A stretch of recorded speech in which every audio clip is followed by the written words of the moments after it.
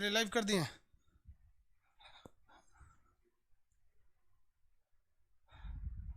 सब लाइव आ गए लोग, चारों सर्वर रेडी है ना। चलिए स्टार्ट करते हैं। Good afternoon class. देखिए आप सब लोग को गुड आफ्टरनून। बहुत से लोग अलग अलग स्टेट के हैं जिनका कहना है कि सर हिंदी इंग्लिश सब यूज किया कीजिए। चलिए इंग्लिश यूज करते हैं लोग। आसियान में हम आपको 10 देशों के बारे में बताए थे। आप लोग आई होप हम आपसे ये उम्मीद रखते हैं कि आप लोग एटलस खरीद लिए होंगे। आप ऑक्सफोर्ड का एटलस लेंगे, आपको हम बताए हुए हैं। अब आप 8 एडिशन लीजिए या 9th एडिशन लीजिए, इससे कोई दिक्कत नहीं है। बस इतना ध्यान रखिएगा कि हम कौन सा चीज़ पढ़ाने वाले हैं वो आपके पास उसमें उसका पेज नंबर का आइडिया रहना चाहिए कि कहाँ वो पेज है। आप लोग को बस इतना याद रखिएगा कि ऑक्सफोर्ड का लीजिए, आपका मन अब जो भी ले लीजिए, स्कूल एटलस लीजिए या स्टूडेंट लीजिए, क्योंकि बहुत से लड़कों का कॉल बस इसी चीज़ का आ रहा है कौन सा ले। लेकिन कंपनी ध्यान रखिएगा हमेशा आपका रहना चाहिए ऑक्सफोर्ड, ठीक है। कोई भी ले लीजिए, आप इसका 8 एडिशन लीजिए या 9th एडिशन लीजिए, इससे कोई बात नहीं, जरूर ले लीजिएगा ये सब चीज़ें, ठीक है। आज गांधी जयंती, आज सब लोग को विश्व अहिंसा दिवस की ढेर सारी शुभकामनाएं। अपने जीवन में हमेशा अहिंसा का पालन कीजिए। मारपीट ये सब गलत बात है, इस सब पे ज़्यादा फोकस नहीं कीजिए। शब्दों में थोड़ा सा नरमी रखिए कि किसी से बात करिए, या बड़े हैं या छोटे या किसी से बात कीजिए, प्रेम से बात कीजिए, ताकि उस बात करने वाले को लगे कि यार किससे बात किए थे। आसियान में कितने देश थे? 10। आप 10 के नाम बताएंगे, ऊपर से 5 और नीचे में 5। ऊपर में आंख बंद करके इत्मीनान से जितना बोलते हैं उतना साथ साथ बोलिएगा, ज़्यादा अच्छा रहेगा। नहीं साथ बोलिएगा तो फिर गड़बड़ हो जाएगा।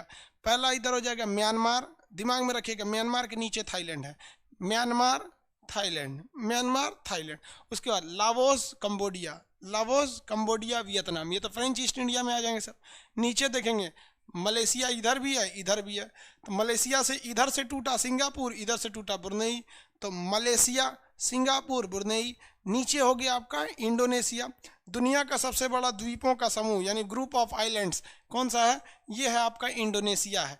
ये बहुत ज़्यादा द्वीप हैं सब, इसमें बहुत ज़्यादा द्वीप हैं सब, ये दुनिया का सबसे बड़ा द्वीप समूह। उसके बाद आपका फिलीपींस है। फिलीपीन की राजधानी मनीला है। फिलीपीन की राजधानी क्या है? मनीला।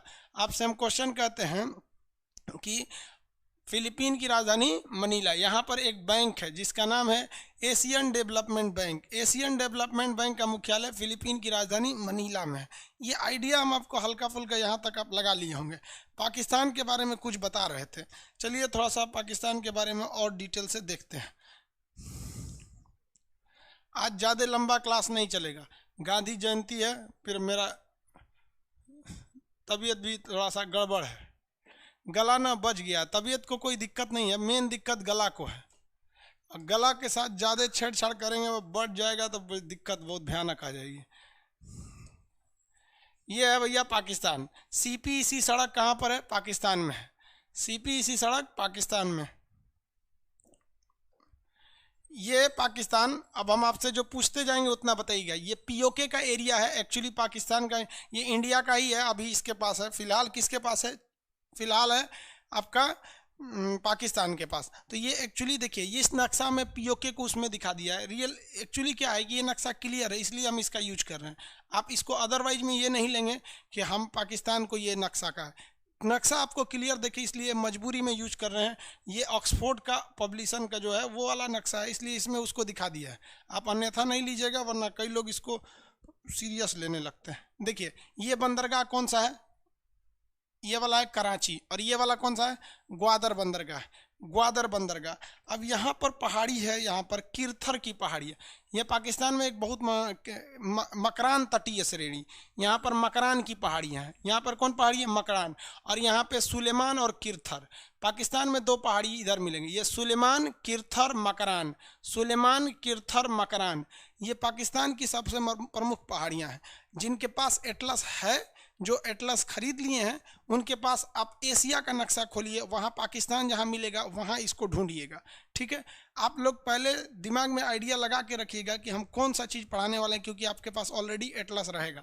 तो सुलेमान किरथर एवं मकरान की पहाड़ियाँ पाकिस्तान में। इसके ऊपर यहाँ पर एक नमक की पहाड़ी है। तो पाकिस्तान में 4 पहाड़ी अक्सर पूछता है।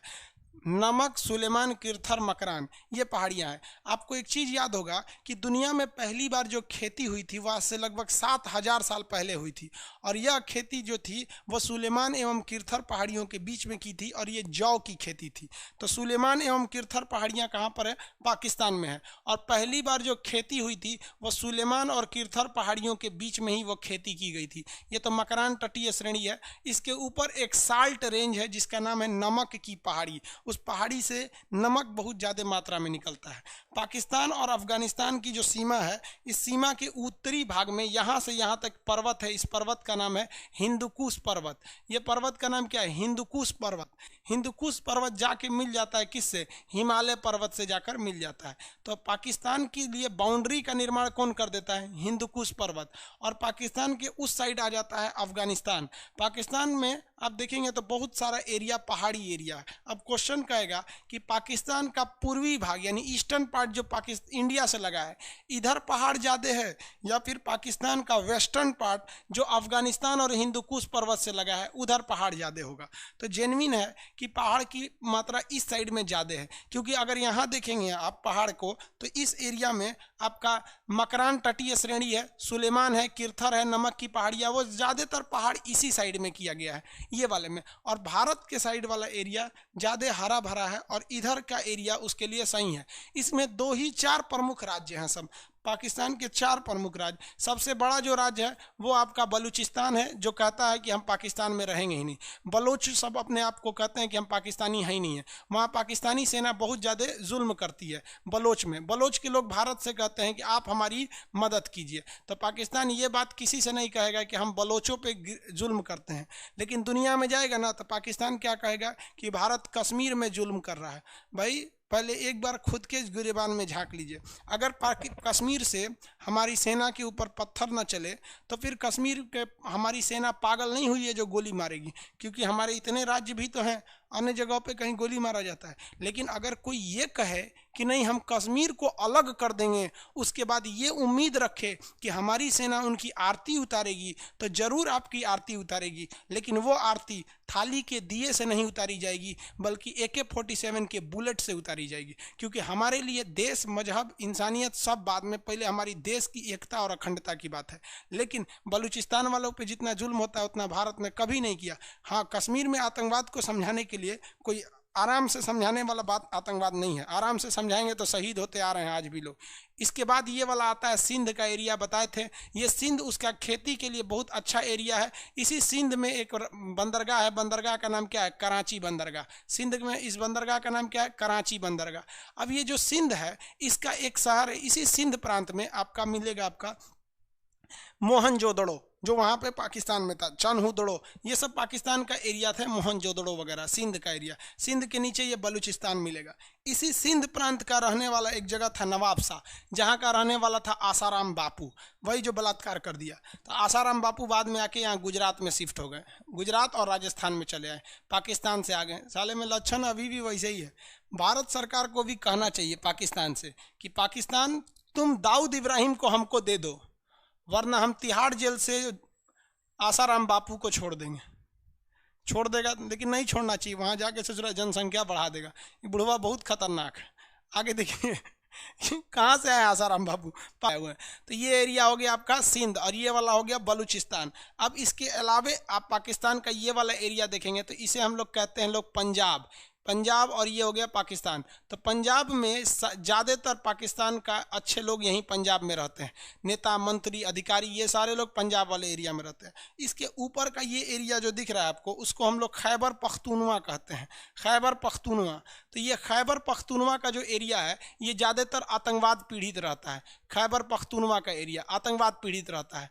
अब अभी पाकिस्तान ने एक नया संशोधन करके जम्मू कश्मीर का जो POK का एरिया था, ये पाकिस्तान देखिए ध्यान से, कश्मीर के लोगों को कहता था कि तुम अलग देश हो जाओ, हम तुम्हें अलग देश होने में मदद करेंगे, और खुद इसको अपना एक राज्य घोषित कर लिया। अभी भी वहाँ के लोगों को समझ में नहीं आ रहा है कि आपको अलग घोषित करने के लिए कहेगा और उसके बाद आपको क्या कह देगा कि भाई आप पाकिस्तान में मिल जाइए। हम कश्मीर के लोगों को ही कहते हैं आप अगर पाकिस्तान में मिलने जा रहे हैं ये सोचकर कि पाकिस्तान में मुसलमान ज़्यादा हैं, तो भैया हिंदुस्तान में भी 20-22 करोड़ हैं सब, यहीं रहिए ना। क्या आपको आपको यहाँ के मुसलमान मुसलमान नहीं लगते हैं? वहीं वाला बम फड़ुआ आपको मुसलमान लगता है ऐसा? कहीं बम फोड़ देगा ऐसा, लुंगी में बम डाल देगा ऐसा, उधिया जाएंगे नीचे कहीं से गया। अच्छा भाई उन सब को छोड़िए ना, आपको अगर आपको देश से ज़्यादा आपको इस्लाम प्यारा है तो यहाँ पे क्या कम इस्लाम वाले हैं? हिंदुस्तान में सब एक यहाँ भी रहते हैं, यहीं रहिए आप लोग। तो ये पाकिस्तान वाला है, लेकिन उन लोगों को बरगला के समझा के आप माइंड वॉश कर देता है उन लोग का। तो ये एरिया, इसके अलावे अगर आप देखेंगे तो पाकिस्तान का जो ऊपर वाला एरिया है ना, ये जो खैबर पख्तूनवा है, ये आतंकवाद से बहुत भयानक पीड़ित रहता है। आतंकवादी यहाँ हमला करके भाग जाते हैं सब अफगानिस्तान में, और अफगानिस्तान के आतंकवादी हमला करके भाग आते हैं सब पाकिस्तान के इस एरिया में। तो पाकिस्तान के पास ज़्यादा कुछ है नहीं, चौपट हो गया बेचारा आतंकवाद को लेकर, और वहाँ के प्रधानमंत्री को चौपट कर दिया सब, वहाँ के मौलाना सब पाकिस्तान के प्रधानमंत्री को ले गया सब वहाँ पे। और देखिए दुआ मांगना चाहिए तो अच्छी बात है, दिल से दुआ मांगना चाहिए। आप हिंदू हैं तो प्रणाम करके ऐसे हाथ जोड़ के दुआ मांगिए, मुसलमान है तो दुआ मांगिए। लेकिन इसके बाद भी आप ये देखिए कि आप किसी पद पर बैठे हैं, तो वहाँ इमरान खान को रो रो के दुआ मांग रहा था सब, अब उसको मीडिया ने दिखा दिया। आप दिल से दुआ मांग रहे हैं तो मीडिया के सामने काहे मांग रहे हैं? दिल से दुआ मांग रहा है, कमरा में बंद होकर मांगिए कि हमारे देश को बचाइए, है कि नहीं? अभी प्रधानमंत्री के पद की गरिमा है, रो रहे हैं, दे दीजिए भाई, अच्छी बात है, आप मांगिए, हम ये नहीं कर रहे हैं। लेकिन जो चीज़ें पर्सनल हैं उनको पर्सनल रहने दीजिए, आपको मांगना है तो। लेकिन क्या कौन समझाएगा इसको? बुद्धि नाम का चीज़ें नहीं, पूरी इंडिया पूरा दुनिया मीडिया उसको हाईलाइट कर देगी, देखिए रो रहा है यहाँ पर। तो ये पाकिस्तान का एरिया, इसके पास कुछ है नहीं। इसका ये वाला एरिया अफगानिस्तान, अब यहाँ देखिए इस नक्शा को हम हटाते हैं, इंडिया का नक्शा लाते हैं।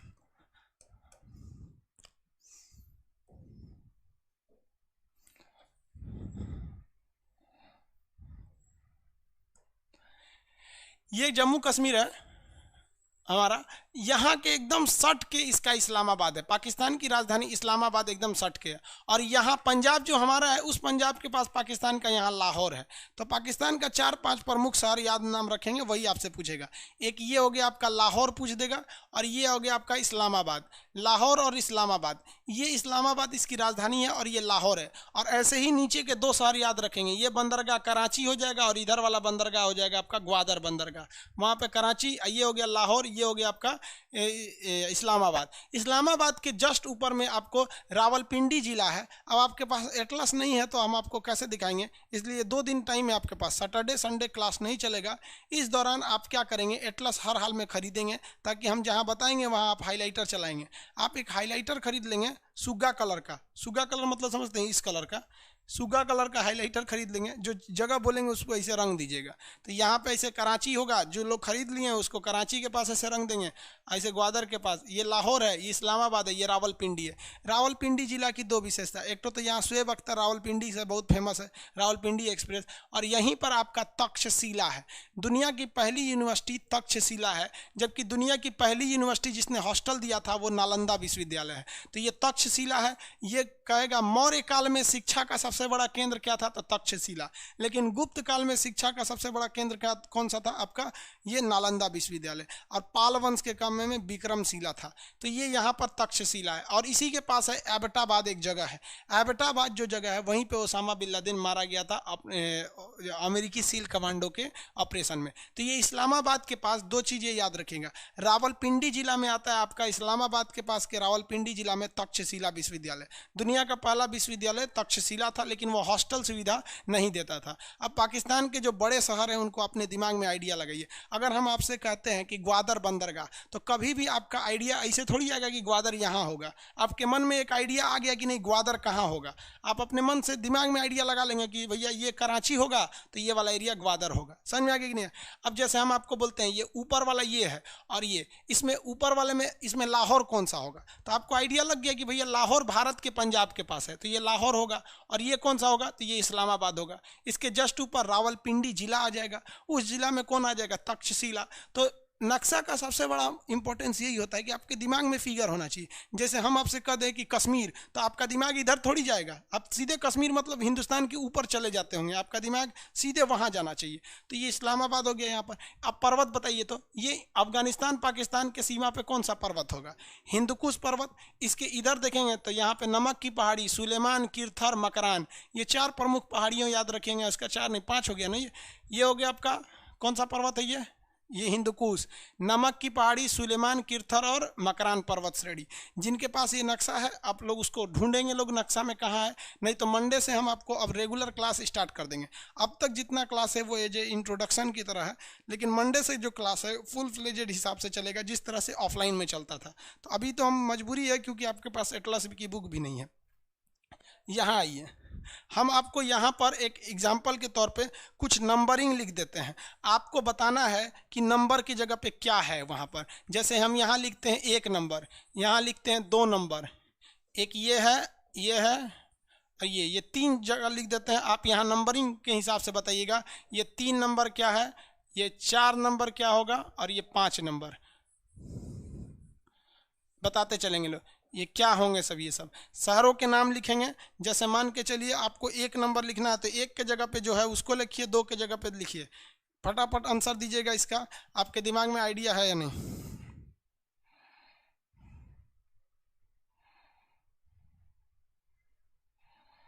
आंसर दीजिए। 1 नंबर ग्वादर सही है, 2 नंबर कराची, के भी लिख देंगे तो सही है, समझ जाएंगे हम। आप एक एक अक्षर भी लिख देंगे हम समझ जाएंगे कि आप सही करना चाह रहे हैं। 3 बताइए, 3 नहीं दिख रहा है क्या आप लोग को? हल्का तो दिख ही रहा है और नहीं कुछ खास नहीं दिख रहा है 3 नंबर।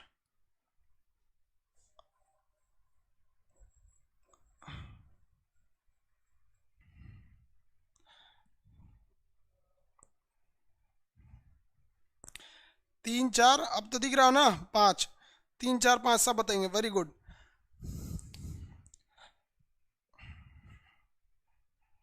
आगे बढ़े, कोई दिक्कत नहीं, बना लिए आप लोग। ये वाला शहर जो है वो लाहौर है और ये वाला शहर जो है वो इस्लामाबाद है और ये रावलपिंडी है। और रावलपिंडी जैसे आएगा तो आप समझ जाएंगे रावलपिंडी के पास ही तक्षशिला है और इसी के पास था एबटाबाद जहां पर ओसामा बिन लादेन छिपा हुआ था पाकिस्तान में। पाकिस्तान की राजधानी क्या है? लाहौर। पाकिस्तान की राजधानी इस्लामाबाद, लाहौर नहीं, इस क्या थी? इस्लामाबाद। आगे बढ़ जाएं, पाकिस्तान की जोग्राफिकली एरिया आपको समझ में आ जाएगा। पाकिस्तान का अगर पूछ देगा विवादित एरिया तो ये हो गया आपका कराची, विवादित हो गया। पहाड़ बताइएगा, ये कौन सी श्रेणी हो जाएगी? मकरान तटीय श्रेणी, सुलेमान, किरथर और ये नमक की पहाड़ी। पूरा बड़ा कहेगा तो ये वाला हो जाएगा आपका हिंदुकुश पर्वत। पूरा बड़ा कहेगा तो हिंदुकुश पर्वत। हो गया कि नहीं हो गया? बाकी पाकिस्तान के पास है क्या? कुछ मसालों के मामले में पाकिस्तान थोड़ा सा बढ़िया मामले में आ जाता है। समझ में आ गया कि नहीं आ गया? ये इस्लामाबाद हो गया, लाहौर हो गया, यहाँ समझ में आ गया। बाकी कुछ शहरें हैं जो हमेशा फेमस रहती हैं, कभी बम फूटने की वजह से, कभी कुछ होने की वजह से। ये सड़क का नाम बता सकते हैं? कितने लोग बता सकते हैं ये सड़क का नाम? सड़क का नाम बताएंगे जो सड़क बनाए हैं, इस सड़क का नाम बताएंगे। रावलपिंडी इस्लामाबाद के नीचे है। देखिए इनका क्वेश्चन है सर, रावलपिंडी के नीचे है। ये एक जिला जो होता है ना, वो जिला का नाम कहीं लिख सकता है। तो एरिया तो बहुत बड़ा होता है ना, तो पूरा एरिया में वो नाम नहीं लिखेगा, मतलब पास में ही है वहाँ पर। आप समझ रहे हैं? ये समस्या आपको बहुत ज़्यादा मिलेगी। जैसे यहाँ अगर आप देख रहे होंगे नक्शा में तो कितने बड़े एरिया में लिखा है दिल्ली, जबकि जहाँ दिल्ली लिखा है ना, आप देखेंगे तो वो दिल्ली लिखा है तो वो राजस्थान का एरिया है। लेकिन जहाँ दिल्ली लिखा है वहाँ जो स्टार बनाया है, तो जो पॉइंट बनाया है उस पॉइंट का मतलब होता है वो जगह कहाँ है। क्योंकि नक्शा में कोई चीज़ लिखेंगे ना काफ़ी एरिया हो जाएगा। CPEC, very good very good. CPEC का हम लोग को विरोध करना चाहिए लेकिन हम लोग नहीं कर सके। सीपीईसी का विरोध नहीं कर सके हम लोग, पुरजोर तरीके से विरोध करना चाहिए था।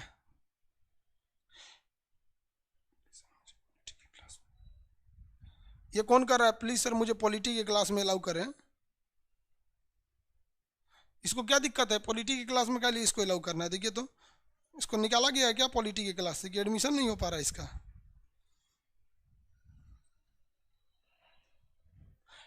आगे देखिए, इसके बाद वाला राज्य जो है वो कौन सा मिलेगा? देश मिलेगा अफगानिस्तान।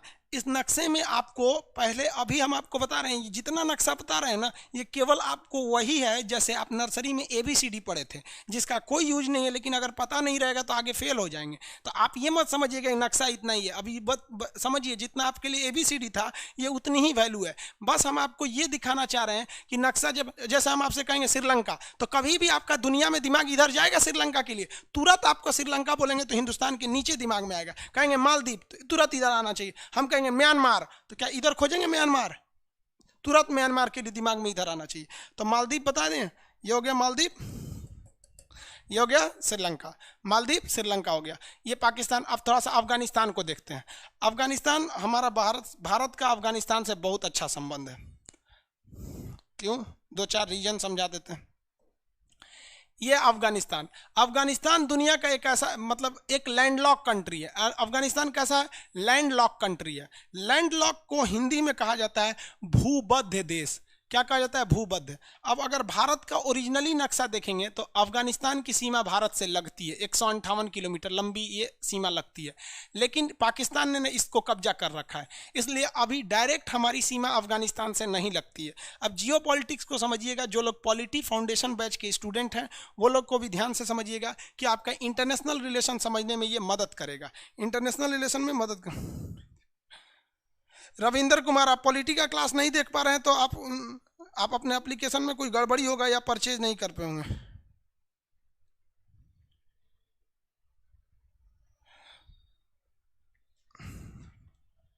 भाई ऑक्सफोर्ड के सिवा किसी का एटलस नहीं लीजिएगा, नवीन पब्लिकेशन हो या कुछ भी हो।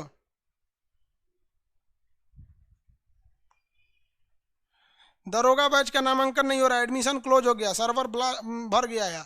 आप ये जो फ्रंट एंड का सर्वर मैक्सिमम कैपेसिटी पे जा रहा है, फ्रंट एंड वाले को 7,000 से ज़्यादा नहीं देने दीजिएगा, बाकी को AWS पे या फिर बैकएंड पे भेजिएगा, वरना ये भी चला जाएगा।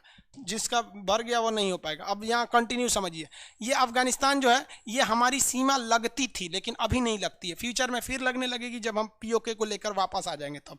अब अफगानिस्तान में एक बात समझिए, चाणक्य जो थे उन्होंने कहा था कि हमारा जो दुश्मन होता है ना, हमारा दुश्मन, और अगर इसका भी कोई दुश्मन है तो यानी हमारे दुश्मन का दुश्मन ऑटोमेटिक हमारा दोस्त हो जाता है। मतलब समझे, हमारे दुश्मन का दुश्मन क्या हो जाएगा, हमारा दोस्त हो जाएगा। क्यों, क्योंकि हम दोनों मिलके इसको कूच देंगे लोग, यही अच्छा है। याद रखिएगा, हमारे दुश्मन का दुश्मन हमारा दोस्त, ये चाणक्य नीति कहता है। इसीलिए मनमोहन सिंह हो चाहे मोदी जी हो, दोनों लोग मिलकर अफगानिस्तान को अपने फेवर में लेना चाहते हैं, क्योंकि अगर अफगानिस्तान से आतंकवाद कमजोर हो जाएगा तो अफगानिस्तान के लिए अच्छा होगा। इसलिए भारत अफगानिस्तान में बिजली बनाने के लिए अपनी खर्चा से वहाँ एक बांध बना रहा है, जो UPSC में क्वेश्चन पूछा था, सलमा बांध। कौन सा बांध बना रहा है, सलमा बांध बना रहा है अफगानिस्तान में अपने खर्चा से। अफगानिस्तान में भारत अपने पैसा से, अपने खर्च से भारत अफगानिस्तान में वहाँ का संसद भवन का निर्माण कर रहा है। वहाँ का क्या बना रहा है, संसद भवन का निर्माण बना रहा है। तो सलमा बांध और संसद भवन बना रहा है। भारत अपने पैसा से अफगानिस्तान को हेलीकॉप्टर और हवाई लड़ाकू जहाज दे रहा है ताकि वहाँ के आतंकवादियों का सफाया करो, क्योंकि वो आतंकवादी सीधे आके भारत में हमला कर देंगे, तो हम लोग उसको मदद कर रहे हैं। अफगानिस्तान पूरी तरह से पहाड़ी एरिया है, यहाँ पूरा पहाड़ होता है और अफीम बहुत ज़्यादा मात्रा में होता है। अफीम की यहाँ बहुत ज़्यादा मात्रा होती है। तो यहाँ भारत कैसे कनेक्टिविटी पहुँचाएगा, हवाई जहाज़ से तो ले जा सकते हैं, लेकिन हवाई जहाज़ का किराया इतना महंगा होता है कि सामान ढोइएगा हवाई जहाज़ से तो बिक जाइएगा आप, ज़्यादा सामान नहीं ले जा सकते हैं। इसलिए भारत ने दिमाग लगाया, यहाँ से चाबहार बंदरगाह बनाया और यहाँ जेदान तक एक ट्रेन बिछाने का प्रोजेक्ट था। आप बताए होंगे आपको कि इसमें बहुत सारा लेट होने लगा। अमेरिका कहा कि तुम भारत से, ईरान से रिलेशन अच्छा रखोगे तो हमसे गड़बड़ हो जाएगा, तो भारत थोड़ा सा दबाव में आ गया और ज़्यादा इन्वेस्ट नहीं कर पाया। तो ये चाबहार बंदरगाह हम लोग डेवलप कर रहे हैं और यहाँ से जेदान तक यहाँ से हम लोग रेल लाइन ले जाएंगे। उसके बाद ये रेल लाइन जो है जेदान के बाद ये घुस जाएगी अफगानिस्तान में और ये रेल लाइन अफगानिस्तान में घुस जाएगी। आप अगर ध्यान से देखेंगे तो अगर ये रेल लाइन बन के कामयाब हो गई तो इसके मदद से हम लोग क्या कर सकते हैं, ऊपर में एक देश है जिसका नाम है ताजिकिस्तान। उस ताजिकिस्तान में हम लोगों ने अपना सेना का अड्डा ले रखा है दुशांबे में, जब वो देश पढ़ाएंगे तब बताएंगे। तो यहाँ से हम कनेक्टिविटी यहाँ ले जा सकते हैं। तो आपको कुछ दिखाई दे रहा है, आप अगर समझदार हैं, कोई जियो पॉलिटिक्स में आपकी रुचि है तो आप अपने अंदर से आइडिया लगाइए कि ये जो CPEC सड़क जा रही है, क्या हम लोग इसका जवाब नहीं ढूंढ रहे हैं CPSC का? ये CPEC का एक मुंह पर तमाचा है कि देख बेटा तोरा CPEC हम बताएंगे, और CPEC से केवल और केवल फायदा चाइना को होगा, पाकिस्तान पूरी तरह से डूब जाएगा। समझ में आ गया कि नहीं आ गया? लेकिन यहाँ ईरान जो है, ईरान की मदद चाइना ज़्यादा कर देता है। इसलिए ईरान को अगर भारत और चाइना दोनों में से किसी एक को चुनना रहेगा तो नो डाउट वो चाइना को चुन लेगा, क्योंकि चाइना के पास पैसा है। चाइना की जो नीतियां हैं वो एकदम फिक्स है कि हम ऐसी ही नीतियों को मानते हैं, लेकिन भारत के पास पार्टियां बदलती हैं तो नीतियां भी बदलने लगती है। इसलिए भारत पे ईरान उतना ज़्यादा बिलीव नहीं करता है, क्योंकि भारत के पास पैसा भी नहीं है और अमेरिका के प्रभाव में भारत आ जाता है। तो ये हम लोग जो ईरान के रास्ते अफगानिस्तान में घुसने का प्रयास कर रहे हैं ये बहुत बेहतरीन है, लेकिन इसका मेन टारगेट है हमारा जो दुशांबे में एयरपोर्ट है जो एयरफोर्स का, इससे हम डबल गेम खेल सकते हैं।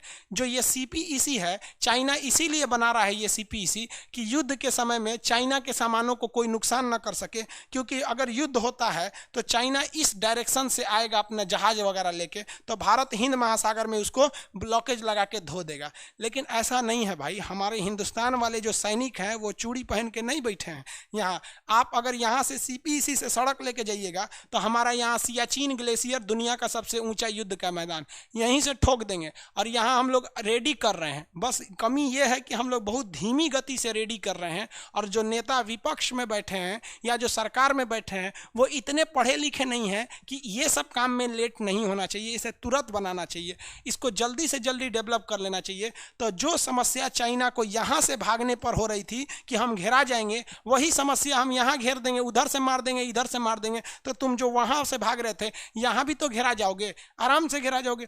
लेकिन अगर इसमें लेट करेंगे तो हो सकता है चाइना इसको पैसा खिला दे या अफगानिस्तान या ईरान को पैसा खिला दे। इसलिए भारत सरकार को विदेश के मामले में तेजी रखनी चाहिए। आप अमेरिका में चुनाव देखिएगा तो वहाँ दोनों बड़े उम्मीदवार बाइडेन है और ये ट्रम्प है, दोनों एक दूसरे में डिस्कस करते हैं और डिबेट करते हैं कि हम ये करेंगे वो करेंगे। हमारे यहाँ ऐसा कोई डिबेट नहीं होता। हमारे यहाँ डिबेट में जानते हैं क्या, रिया चक्रवर्ती, नहीं तो एक अनपढ़ किसी मौलाना को उठा लाएंगे जिनको कभी स्कूल कॉलेज ने नहीं देखा, और एक तो कोई सड़क छाप नेता उठा देंगे, दोनों को लड़वा देंगे। ना वो पढ़ा है ना ये पढ़ा है, दोनों लड़ जाएंगे, इन्हें कोई मतलब नहीं बनता है।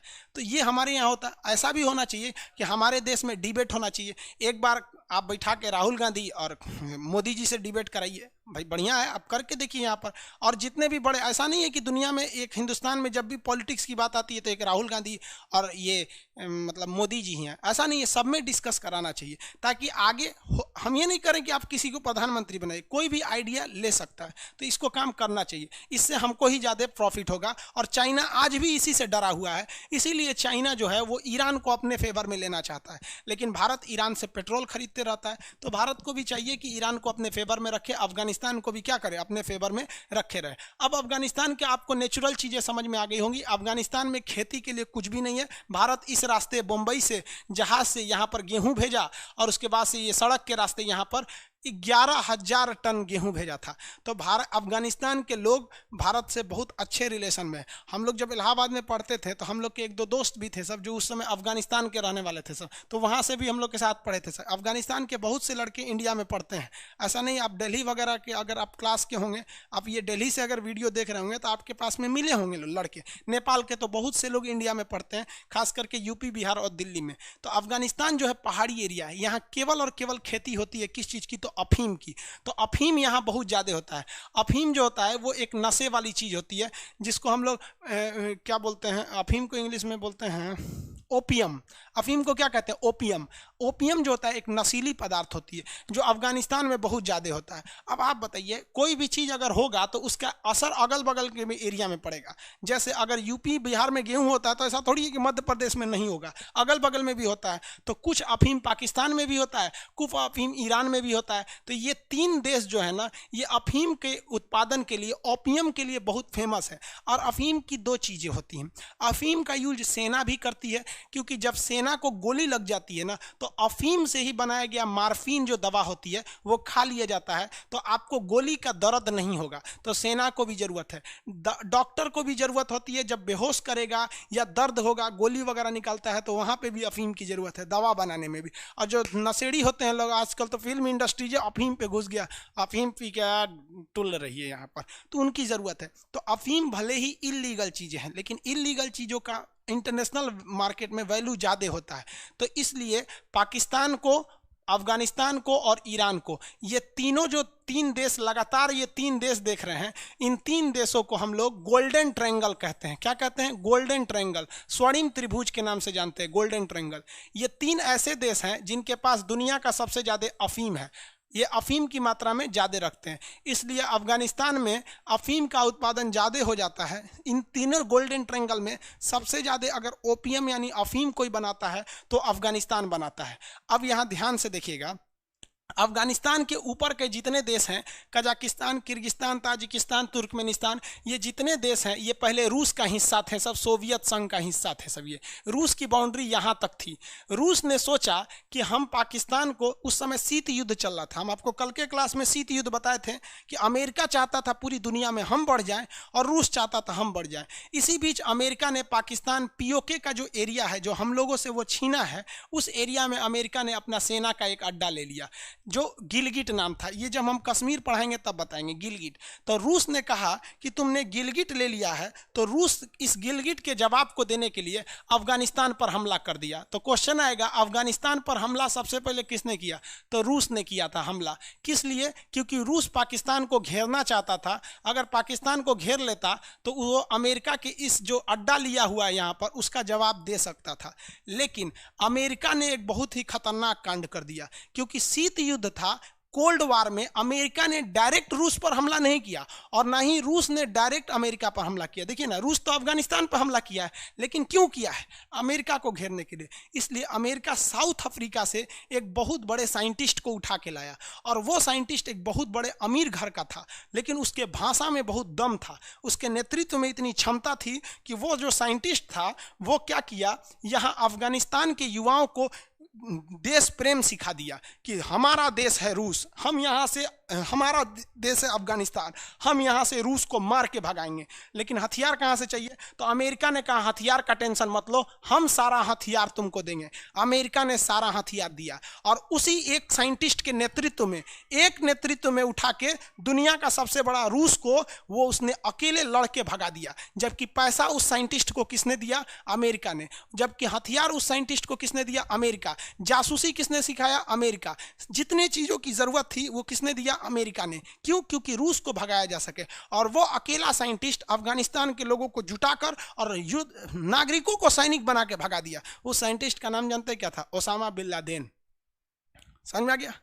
जब तक ओसामा बिन लादेन अमेरिका के लिए काम कर रहा था वो देश प्रेमी था, और जैसे उसने अमेरिका को ठोक दिया आतंकवादी हो गया।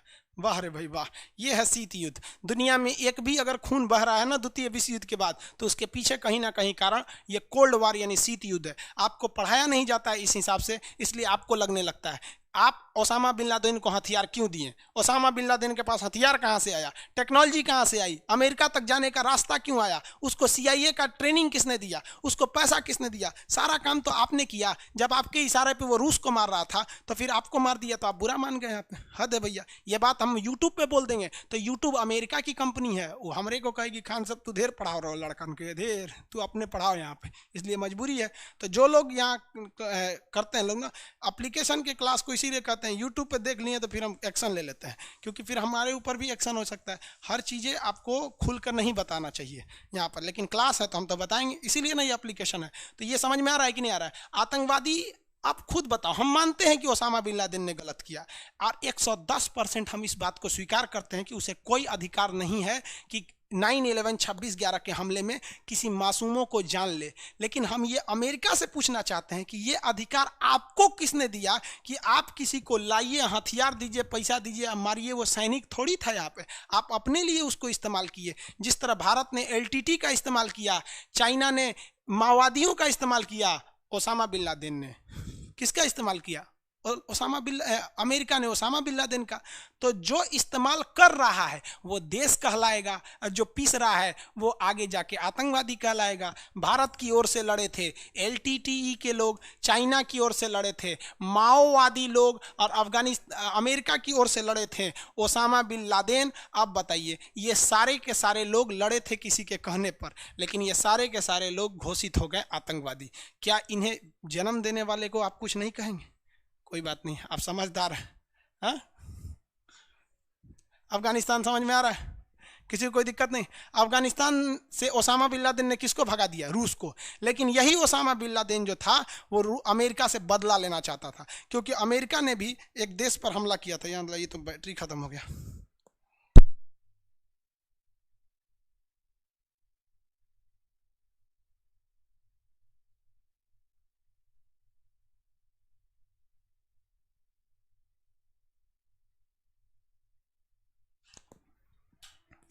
बैटरी खत्म हो गया था इसलिए आवाज़ रुक गई होगी। देखिए अब आप कहिएगा कि ओसामा बिन लादेन ने अमेरिका पे क्यों हमला कर दिया, तो इसकी कहानी पुरानी है। 1948 में अमेरिका ने फिलिस्तीन पर बम गिराया था और वहाँ के मुसलमानों को भगा दिया वहाँ से, और कहा कि यहाँ पर हम एक नया देश बनाएंगे, इजराइल। तो उसी इजराइल का बदला लेने के लिए अमेरिका ने ओसामा बिन लादेन ने अमेरिका पे बम गिरा दिया और कहा अमेरिका से कि फिलिस्तीन पर जब तुमने बम गिराया था तो बोलो वहाँ के लोगों की क्या गलती थी। हम ये बात मानते हैं, ओसामा बिन लादेन ने कहा था, हम ये बात मानते हैं कि हमारी जो हवाई हमला हुआ था इसमें अमेरिका के जो मारे गए लोग हैं उनकी कोई गलती नहीं थी। लेकिन अगर पूरी दुनिया में बम चलाने का अधिकार केवल अमेरिका को तो नहीं है। अमेरिका ने वियतनाम में इसी शीत युद्ध में 27 करोड़ बम गिरा दिए थे, वहाँ का तो पूरा तहस नहस कर दिया था। 27 करोड़ बम गिराया था, हम आगे बताएंगे आपको। ये शीत युद्ध इतना छोटा तो है ही नहीं है, ये आज तक चल रहा है शीत युद्ध। तो दुनिया में सबसे ज़्यादा जान लिया तो कोल्ड वार ने लिया। कोल्ड वार, कोल्ड वार क्या था कि हम तुमको आगे नहीं देख सकते, तुम हमको आगे नहीं देख सकते हो। आज भी आप देखिएगा, आपकी जब पत्नी की, आपका जब शादी हो जाएगा तो आपकी पत्नी में और आपकी ननद मतलब बहन में, ये वो दोनों तो ननद लगेंगी, से ननद भौजाई, तो ननद भौजाई में आज भी शीत युद्ध चलता है। डायरेक्ट नहीं लड़ेंगे सब, लेकिन दूसरे को लड़वा देंगे सभी सब। इसमें समझदार व्यक्ति वो है जो समझ जाए शीत युद्ध क्या है। समझ में आएगी नहीं है किसी को दिक्कत? आगे देखते हैं अफगानिस्तान के बारे में। धीरे धीरे रूस पूरी तरह से टूट गया। 1991 में रूस टूट गया, 15 देशों में टूट गया। 15 देशों का नाम याद करा देंगे, आप टेंशन नहीं लीजिए। ये अफगानिस्तान हो गया। अब अफगानिस्तान के लोग भी कुछ गलती कर दिए, देखिए कैसे। अफगानिस्तान में ओसामा बिन लादेन जब मारा गया तो उसके बाद ओसामा बिन लादेन का जब पोल खुल गया तो यहाँ पर तालिबान एक आतंकवादी संगठन है, उसका यहाँ पर उदय हो गया, तालिबान वालों का। और अफगानिस्तान यहाँ पे, अब इन आतंकवादियों को हम समझ में नहीं आता। ये कह देंगे तो बुरा मान जाएंगे लोग। ये कहते हैं अपनी लड़कियों को कि तुम क्लास 6 के ज़्यादा आगे मत पढ़ो, मतलब कक्षा 6 के आगे तुम मत पढ़ाई करो। मतलब क्यों? क्योंकि ये डरते हैं, क्योंकि इनको अपनी बेटियों पे भरोसा ही नहीं है। इनको डर लगता है कि हम अपनी बेटियां को भेजेंगे पढ़ाने के लिए तो फंस जाएगी दूसरे से। अरे यही ना रीजन है। आपकी बेटी अगर नहीं फंसेगी तो किसी दूसरे की औकात है जो फंसा ले। हम किसी लड़की को लाइन मारते रह जाएंगे, वो नहीं पढ़ना चाहेगी तो हमसे फंसेगी नहीं ना। ताली दोनों ओर से बजती है। ये कहिए कि शुरुआत लड़कवा कर देते हैं सब, यही खलिया रहते हैं आवारागर्दी के लिए। तो ये कहते हैं कि तुम क्लास करने मत जाओ क्लास 6 के बाद, क्योंकि लड़का लाइन मारेगा सब। समझेगा? लेकिन अगर कोई महिला किसी पुरुष डॉक्टर से, मेल डॉक्टर से जाके अपना इलाज करा लेती है तो ये आतंकवादी उस महिला को भी मार देते हैं। रे गदही, तुम पुरुष से जाके क्यों इलाज कराई? अरे लोल, तुमने महिलाओं को क्लास 6 से ज्यादा पढ़ने नहीं दिया तो महिला डॉक्टर पैदा कहां से होगी रे? तो जो बीमार पड़ल है वो पुरुष से ना दिखाएगी तो चाचा से दिखाएगी तोरा। अजब हाल है भाई, सारा नियम कानून महिलाओं पे लग जाता है। चलो भैया, आप अगर चाहते हो कि आपकी महिलाएं, मतलब ये जो प्रेम वाली चीज़ें होती हैं, ये किसी की संस्कृति में नहीं है, ना हमारी संस्कृति में है, और ना ही वो सनातन संस्कृति है, नहीं हिंदू धर्म की संस्कृति में, ना इस्लामिक धर्म की संस्कृति में। अगर आप इसको रोकना चाहते हैं, अच्छी बात है कि चलिए आप अपनी संस्कृति को बचाना चाहते हैं। वेस्टर्न कल्चर, हिंदुस्तान में भी वेस्टर्न कल्चर आ गया है। यहाँ पे भी लड़कियों को कहिए तो आप अपने दिमाग लगाते, तो कम से कम लड़कियों के लिए अलग कॉलेज खोल दीजिए। हिंदुस्तान में आज भी लाखों ऐसे कॉलेज है जिसमें केवल लड़कियां पढ़ती हैं। ऐसा तो कम से कम आप सीधे कहते हैं पढ़ने ही नहीं देंगे। मलाला यूसुफजई को सीधे बम मार दिया, अजब हाल है। पोलियो ड्रॉप पिलाते हैं सब ना, तो आतंकवादी कहते हैं सब अफगानिस्तान वाला, पाकिस्तान वाला, ना पोलियो मत पिलाना, क्योंकि जिस बच्चा को तुम पोलियो पिला रहे हो ना, ये 2 बूंद इसीलिए पिलाया जा रहा है कि जब ये बड़ा होगा तो इससे 2 गो बच्चा पैदा होगा। अब जरा आप सोचिए, इन सालों को ये समझ नहीं है कि ये बच्चा बड़ा होकर आगे डॉक्टर बने कि इंजीनियर बने, इसका टेंशन नहीं है। उनको टेंशन इस बात का है कि बड़ा होकर धड़ाधड़ बच्चा पैदा करे। अरे भैया, इतना बच्चा पैदा करने का शौक है तो भेज दो अपने अपने मेहरारू लोग को हिंदुस्तान में। अब बोलो कि इनको गर्भवती करके भेज दो, यहाँ से भेज देगा सब वहाँ पे। अजब हाल है। ये पाकिस्तान अफगानिस्तान वालों को समझे में नहीं आता है यहाँ पे। ये गलत चीज़ें हैं ना। ये पोलियो 2 बूंद पिलाइएगा अगर किसी को, तो आप बताइए 2 बूंद पोलियो पिलाने से 2 गो लड़का होगा। अब वहाँ की सरकार भी लोल है, कहती कि ना 2 बूंद, अरे कटोरा से पियाओ, सोचो 1 कटोरा पिया दो। क्यों? क्योंकि अगर यहाँ पर मान लीजिए पोलियो रहेगा तो वायरस डिजीज है, वो इंडिया में भी चला आएगा घूम फिर के, कैसे चाइना से कोरोना चला है। इसलिए भारत को टेंशन है, हम लोग कोई शुभचिंतक थोड़े बैठल है। तो एक आतंकवाद का समस्या है यहाँ पर। अब यहाँ देखिए क्या हुआ, अफगानिस्तान का खामियाजा भुगतना पड़ गया म्यांमार के लोगों को। म्यांमार के लोगों को कैसे, देखिए सब लोग समझ रहे हैं लोग ना, किसी को कोई दिक्कत नहीं। सर आपका कितना यूट्यूब चैनल है? मेरा एक ही यूट्यूब चैनल है, खान सर, खान जी रिसर्च सेंटर। अरे कुछ लोग नकली चैनल बना देते हैं लोग, उन लोग को भी कहते हैं नाम चैनल पे एकदम स्पष्ट नाम लिख दीजिएगा, ये खान सर का ओरिजिनल चैनल नहीं है, सीधे, नहीं तो किसी दिन हम उठेंगे तो फिर एक्शन ले लेंगे। देखिए इनका खामियाजा कैसे, भाई कमेंट में नहीं ध्यान दीजिए। यहाँ देखिए अफगानिस्तान में एक जगह है बामियान, अफगानिस्तान का एक जगह है बामियान, उसकी राजधानी काबुल के पास है, उसकी अफगानिस्तान की राजधानी काबुल के पास है बामियान। इस बामियान में महात्मा बुद्ध की दुनिया की सबसे ऊंची मूर्ति थी, वो एक पहाड़ को काटकर बनाया गया था मूर्ति बामियान में, वो बहुत ही बड़ी मूर्ति थी बामियान की। आपको अगर वो दिखाएंगे मूर्ति तो देखिएगा, बामियान की जो मूर्ति थी उसको मार के गिरा दिया अफगानिस्तान वालों ने। अब देखिए इतनी बड़ी मूर्ति थी जो, इसको बम से मार दिया। क्या जरूरत थी बम से मारने की मूर्ति को? इतना बड़ा मूर्ति इतना मेहनत से बनाया गया था, अब बम से उड़ा दिया लोगों ने मूर्ति को।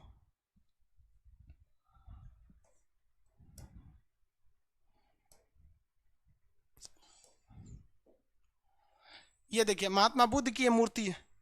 अब ये कितनी ऊंची होगी मूर्ति, अंदाजा लगाइए। यहाँ एक टूरिस्ट खड़ा हुआ है, यहाँ दिख रहा होगा आपको, ये खड़ा है ना, ये आदमी खड़ा है, इसके पास मूर्ति कितनी भयानक होगी। एक्चुअली में ये मूर्ति था ही नहीं, एक्चुअल में क्या था कि ये एक पहाड़ था, एक्चुअली में ये एक पहाड़ था। एक्चुअली समझते हैं, दरअसल सीबीएसई बोर्ड वाला ना बोलता है actually, oh my God, actually ये सब सीबीएसई बोर्ड वाला सबका मुहावरा है। तो देखिए ये एक्चुअल में एक पहाड़ था, विशाल पहाड़ था। इस पहाड़ को कारीगरों ने काट काट कर उसमें महात्मा बुद्ध की मूर्ति बनाई। अब अफगानिस्तान वालों ने आए तो बम मार के उड़ा दिया, तालिबान वालों ने। बताओ भैया, बताइए कितना मेहनत से बनाया था, बम मार के उड़ा दिया।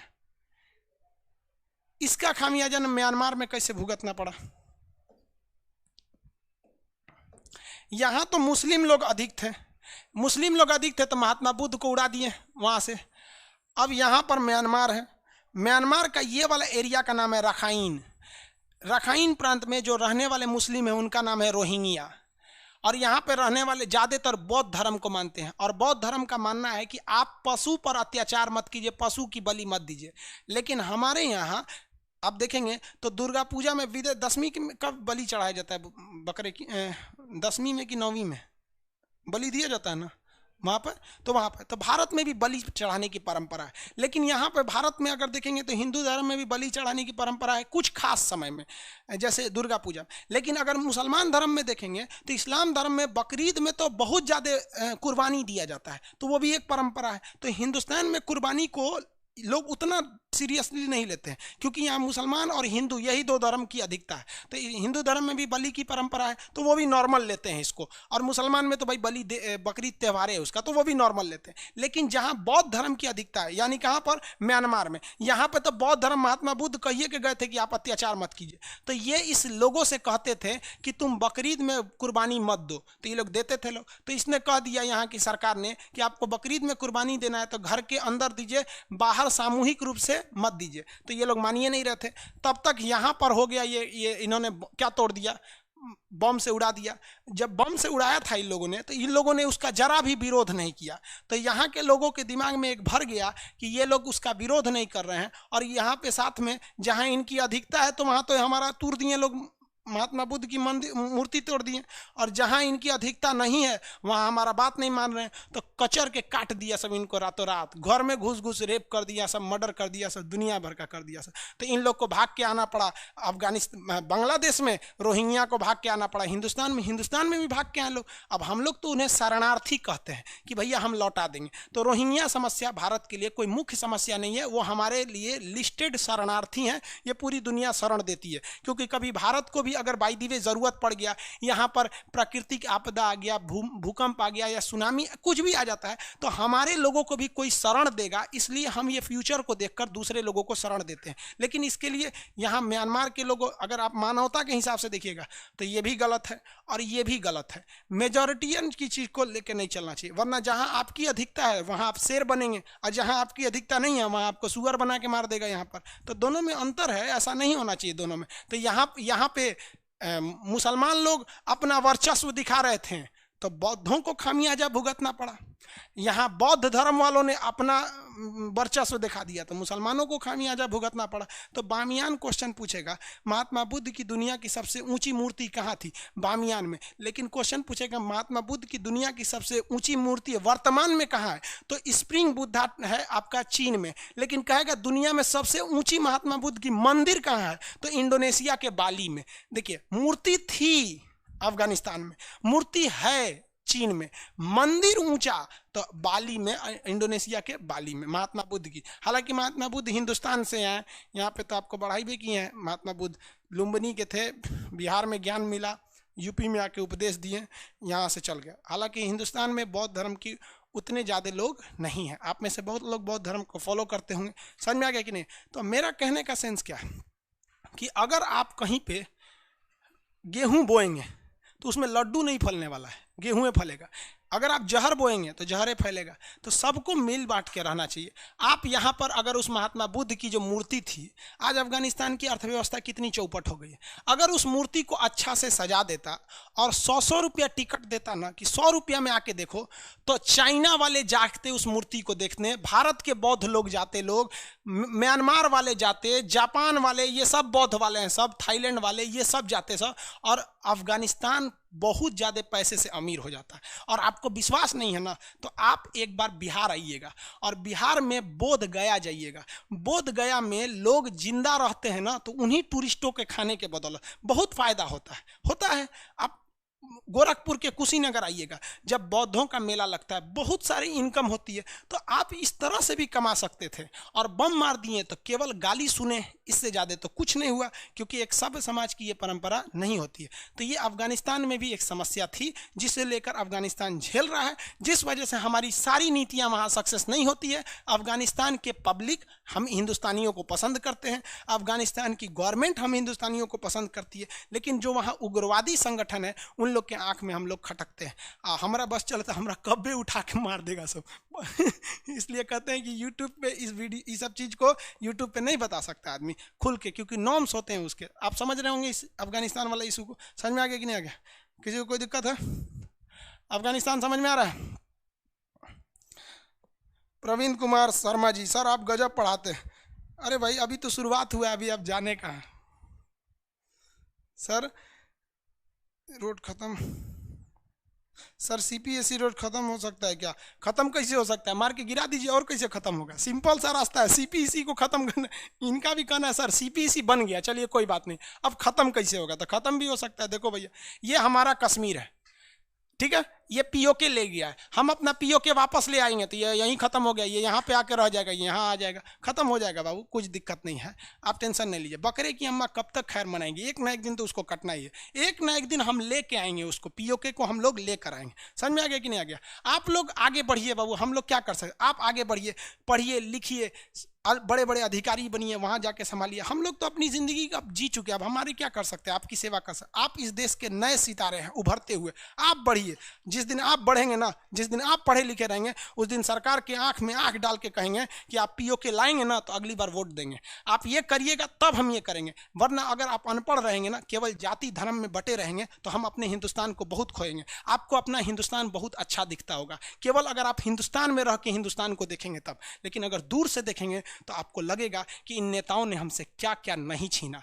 उतना छीन लिया जितना ये छीन सकते थे, हर चीज गंवा दिया। ना ही हमारा ईरान से अच्छा सा दोस्ती है, ना ही अफगानिस्तान से अच्छा से दोस्ती है, श्रीलंका से, नेपाल जो कुछ नहीं कर सकता था आंख दिखा रहा है। क्यों? क्योंकि हम लोग ने उस हिसाब से सोचा ही नहीं। उससे गड़बड़ी हमारी भी है, हम लोग ने वैसे ही लोगों के चुन के ही भेजा जिनको कोई मतलब ही नहीं रहता है। समझ में आ रहा है कि नहीं आ रहा है? आई होप आप इसको समझ रहे होंगे। आज गांधी जयंती है, इसलिए आज अब मार धार वाला चीज बहुत कम बताना चाहिए, लेकिन देखिए आज मार धार वाला चीज बता दी, इसलिए आज हम ज्यादा नहीं पढ़ाएंगे।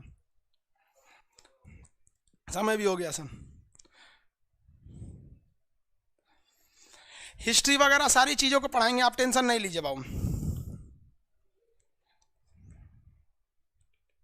9th एडिशन में इतना डिटेल नहीं दिया है, डिटेल थोड़ी दे देगा वो, तो शहर का नाम लिख देगा, और क्या डिटेल थोड़ी देने वाला है। चलिए आप लोग इसको समझेंगे, लोग बुक्स वगैरह लेंगे, लोग एटलस वगैरह ऑक्सफोर्ड का ले लेंगे, जो आपको अच्छा लगेगा आप ले लीजिएगा, हमसे से कोई ज़बरदस्ती नहीं है। हम यहाँ बताएंगे, आप पाकिस्तान का उसमें नक्शा खोलें। सर आपका मेरा फर्स्ट क्लास था, कोई बात नहीं, आपका फर्स्ट क्लास है। आप इस प्रीवियस क्लास में देखिए, जब हम लाइव आएंगे तभी लाइव वाला सेक्शन खुलेगा, लाइव नहीं रहेंगे तो नीचे आपका प्रीवियस क्लास करके खुल जाएगा, आप उसको पढ़ लीजिएगा। मेरी तबीयत ठीक नहीं है, थोड़ा गला बच गया है, इस वजह से ज़्यादा नहीं चिल्लाएंगे। आप तेलंगाना से हैं सर, इंग्लिश यूज किया करिए ज़्यादातर। भाई हम इंग्लिश ज़्यादा यूज करेंगे ना तो एक्चुअली ज़्यादातर लड़के जो हैं सब वो हिंदी मीडियम के, फिर उनका बाउंस करने लगेगा। कौन कहता है म्यांमार से? बेवकूफ़, झूठ बोलता है तुम। इंडिया के बाहर मेरा ओटीपी ही नहीं जा सकता है, क्योंकि इंडिया के बाहर ओटीपी भेजने के लिए हम अलाउ ही नहीं किए। बोलता है म्यांमार से। अरे बकलोल।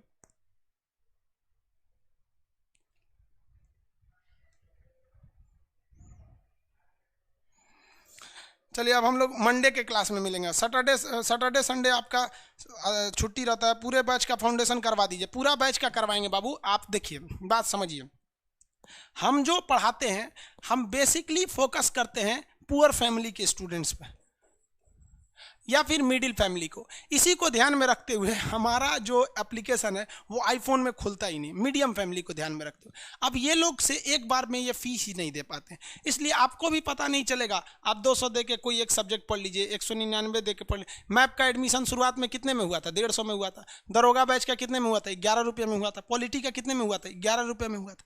कोई भी इंफॉर्मेशन हम आप ही को पहले देते हैं। आपको पता है जो मानचित्र का बैच है वो लगभग भर चुका है। नया सर्वर अभी लिए हैं जिसको हम 3 लाख तक लेके गए हैं।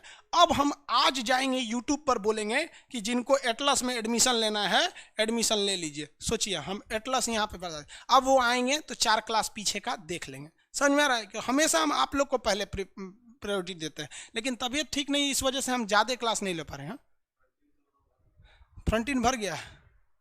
अब आप लोग भाई वेट करिए, अब ज़्यादा नहीं हो पाएगा, फ्रंट इन सर्वर पर लोड ज़्यादा हो गया। अब अगला क्लास हम लोग कब मिलेंगे? लोग मंडे के क्लास में मिलेंगे। आई होप आप समझ रहे होंगे। दिमाग में आइडिया लगाइएगा, जो पढ़ा रहे हैं अपने दोस्त यार मोहल्ले में बताइएगा, क्योंकि सबको सौभाग्य नहीं होता है पढ़ने का। जो अनपढ़ भी हो गए हैं ना, जो बूढ़े हो गए हैं 60 साल 70 साल, उनको भी बताइए, ताकि वो अपने बच्चों को जिनको गोदी में खिलाते हैं दादा वो भी उनको सिखा सके कि देखो अफगानिस्तान ये था। क्योंकि हमारे अकेले पढ़ने से कुछ नहीं हो सकता। आप पढ़िए, आप जिनको सेवा करना चाहते हैं उनको करिए। कोई ज़रूरी नहीं है कि जिनको नौकरी लेना है बस वही पढ़े। समझ में आ रहा है कि नहीं? मैं नेक्स्ट क्लास में मिलेंगे। आप सब लोग को जय हिंद।